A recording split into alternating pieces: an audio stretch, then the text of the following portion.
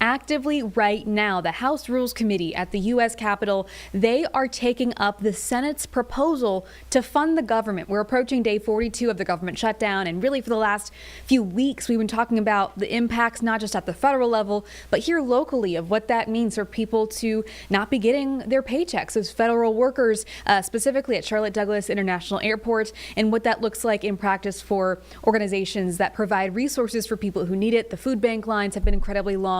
And this is all a fight, of course, over health care. The Democrats want to fund Affordable Care Act subsidies that are set to expire.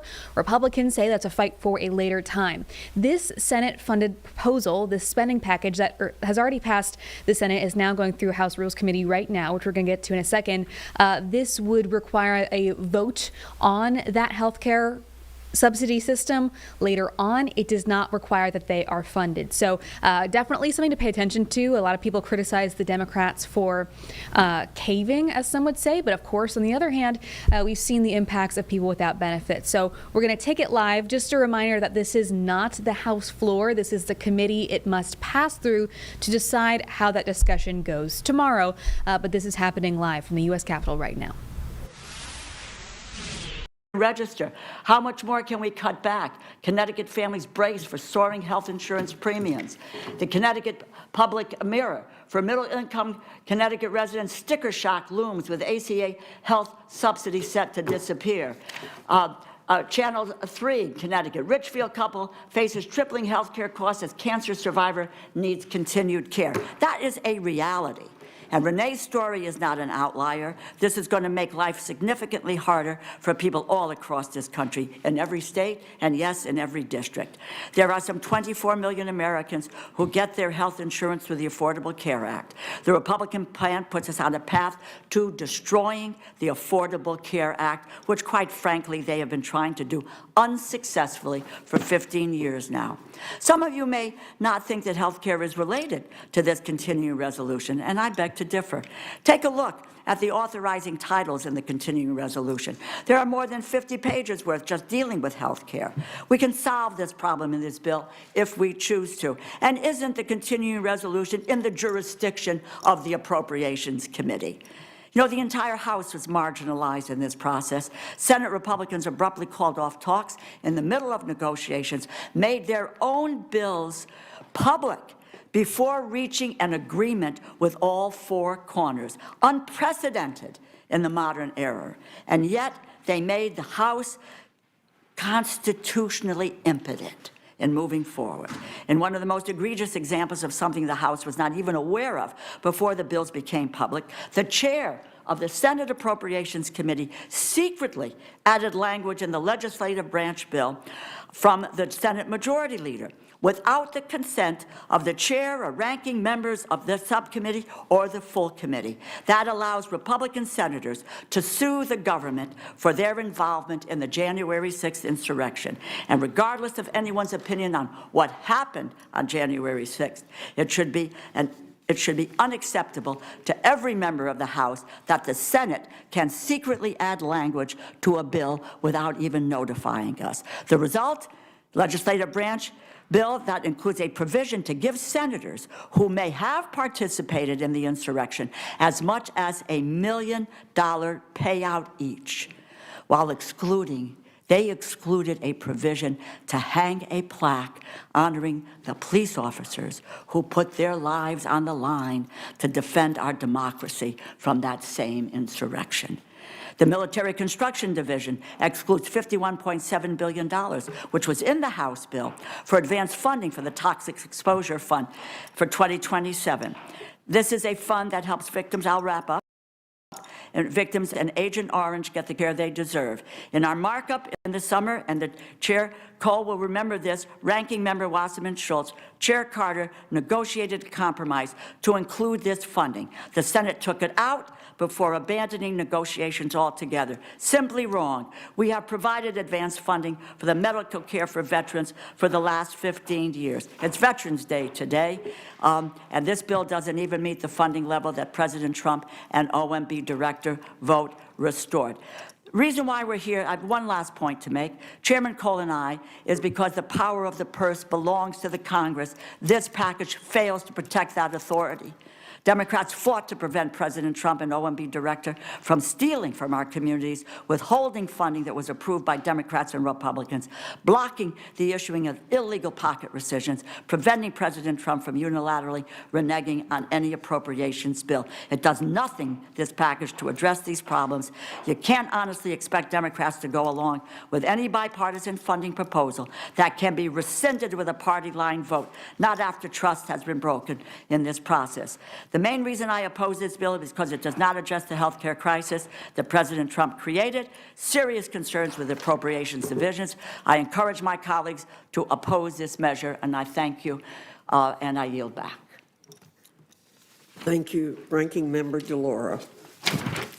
Chairman Cole, with respect to the agencies that would operate under a CR, this bill keeps the government running at the same level it's been at since early 2024.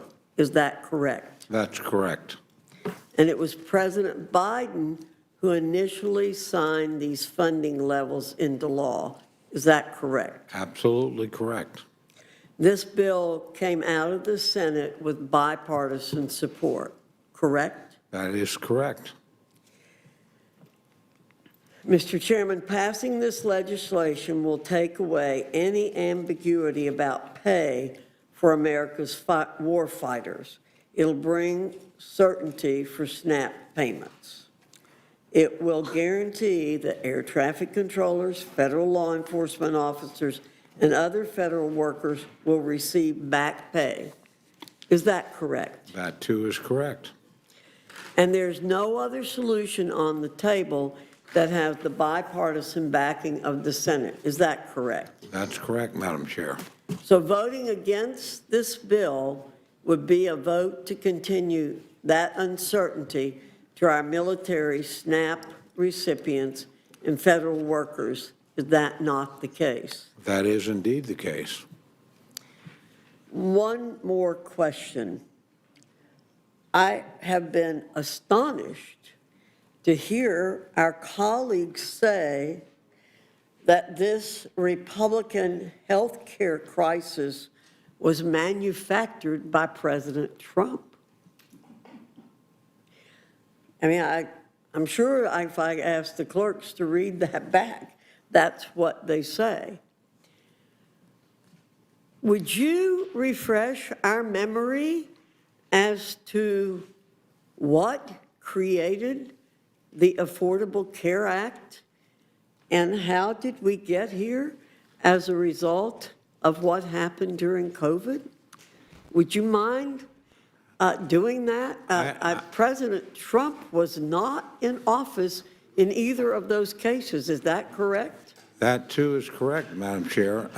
You know, I'm trying to limit how much time I use, how outrageous some of the statements I've heard are. The reality is, goes back to a fundamental defect in Obamacare itself, which is constantly driven. You know, the Affordable Care Act has made health care unaffordable. It's been doing it for 15 years. The basic subsidies are in law. Our friends on the other side during COVID decided we've got a crisis underway. We're going to add a subsidy on top of a subsidy. The subsidy to what was called the Affordable Care Act, which was never affordable because we taxpayers who pay for our own insurance were subsidizing, correct? That is absolutely correct. So again, it's a subsidy on top of a subsidy. Our friends added it during COVID. COVID is over. They set a date certain that the subsidies would run out. They chose the date. And the date certain was? December 31st of this year. So they chose that date. By the way, they did it without any Republican votes, without any consideration of reforms, without any effort to hold down the price. I mean, they literally are the big insurance companies' best friends. They funneled hundreds of billions of dollars into these things. But again, This is their legislation. They wrote it. They extended it. They added a subsidy to it. And they set the date at which that subsidy was to run out. President Trump certainly wasn't president when either the original legislation was created or this additional subsidy was added. So to blame it on him instead of looking in the mirror and blaming it on yourself is the height of hypocrisy.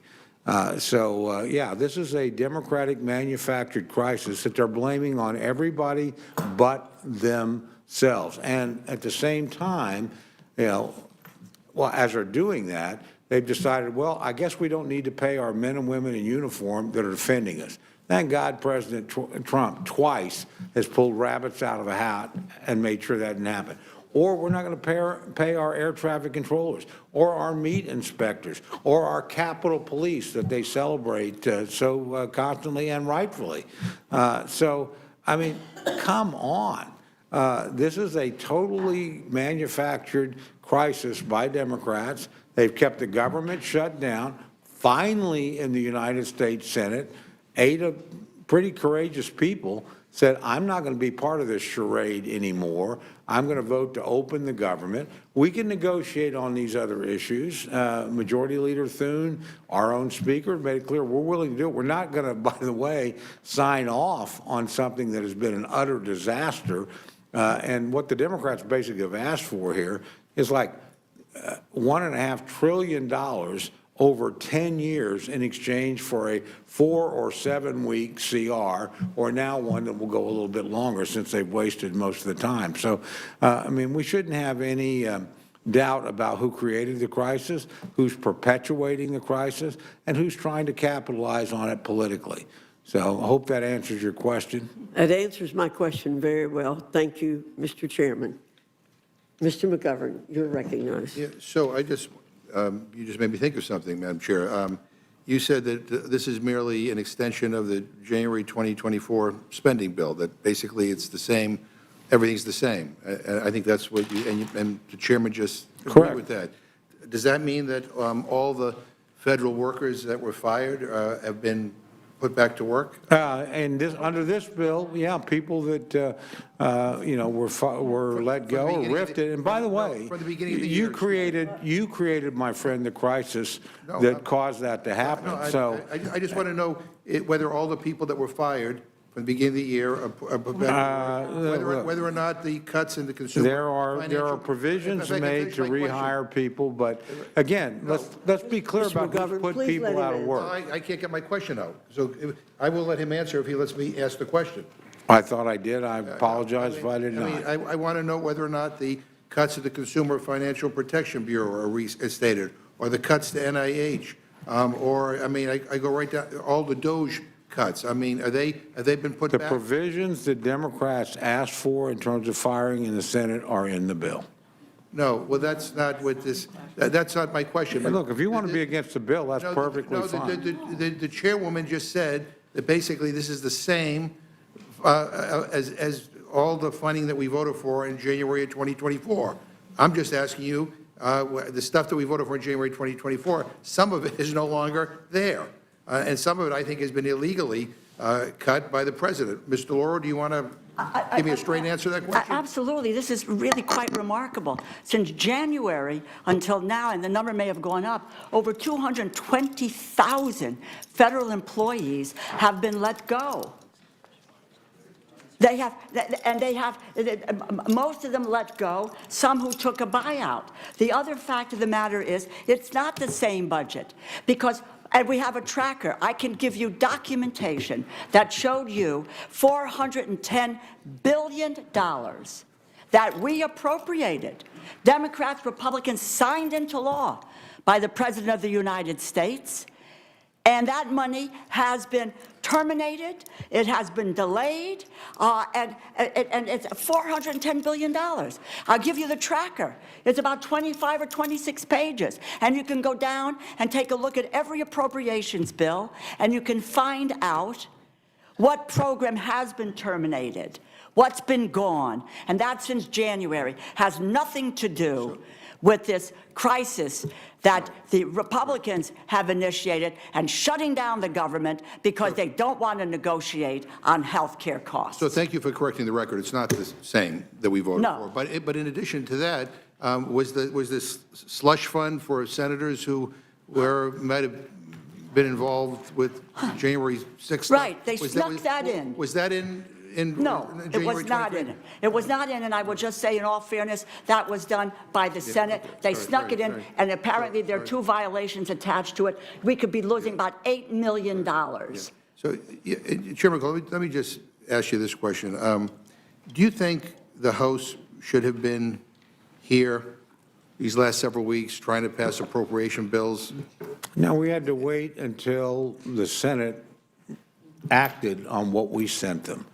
Right, It but- took the Senate a long time, largely because our Democratic friends used the filibuster, which they claim they opposed, to force us to get to 60 votes. Well, We no, finally did, or they finally did in the Senate. So, no, there wasn't much for us to do We have 9 until more they. bills, don't we? Can I finish my Yeah. answer?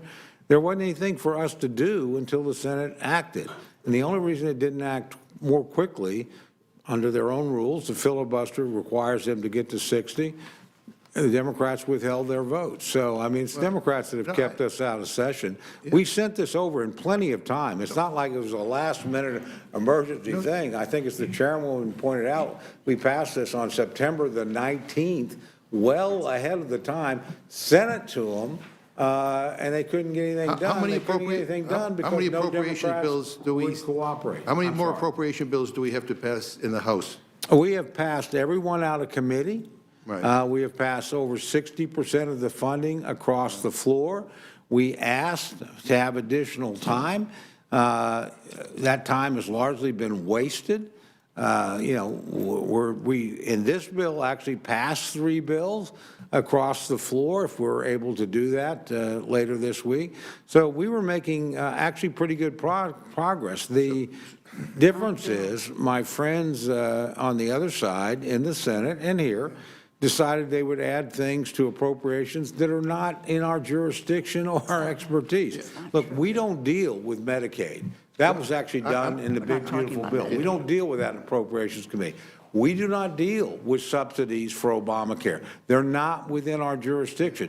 So you Right. added things that were We're talking about 2 unconnected. different things. Can I finish my answer? You were With the added things that filibuster. were unconnected to appropriations, and then were shocked when they weren't dealt with in appropriations bill. They belong somewhere else. It's my understanding both the Speaker and the Majority Leader, and frankly the President, have said, we'll negotiate with you when you reopen the government, but we're not going to sit here and negotiate after you shut down the government and threaten us. Nobody does that. You didn't do that Mr. when these Maybe roles you can were answer the Let me question. just say How that- how many appropriation bills? have 9 we- are left to go. have we- 9 are left to go. We Nine. We have could have done passed them every during. Well, one- they are in the committee, Can but I they haven't been to finish the my floor. Answer asking without a question. any interruption. We've passed just interrupted everyone her. across the out of committee. We've passed 3 across the floor. They collectively add up to over 60%. By the way, a far better record than the Democrats in the Senate had last year when they were in control. They didn't pass a single appropriations bill out. So, yeah, we're moving Well, pretty listen, well. we have 9 bills to go. Let me just ask. We have nine. The question, I just want to make sure, the question I asked that doesn't get answered is, how many do we have left to do on We the have floor? 9 bills to And do could we across the floor. I'm That talking to Mr. are Laurel. about 40% of federal spending. Madam Chair, I mean, I'm asking Mr. Laurel a question, and we can't. Oh, I'm sorry. I thought that was directed to me. I guess- apologize. Yeah, and I just want to know, the question I asked Mr. Cole, which he didn't want to answer, but I'll ask you, couldn't we have been doing stuff on the floor these Absolutely. last 8 weeks? Absolutely. Right. There has been so much wasted time, even in the process of the appropriations bills. And we did pass them in committee. And hours and hours and hours about poison pill riders that were done. These were unilaterally partisan. You've been listening into the House Rules Committee discussing the Senate proposed and passed spending bill that is going to likely be on the House floor for a vote tomorrow. This would end the government shutdown, at least for now. However, it has to go through House rules first, and it seems like this is going to be going on for quite a while as House representatives are actively discussing this, and it doesn't seem like there's really any headway made yet.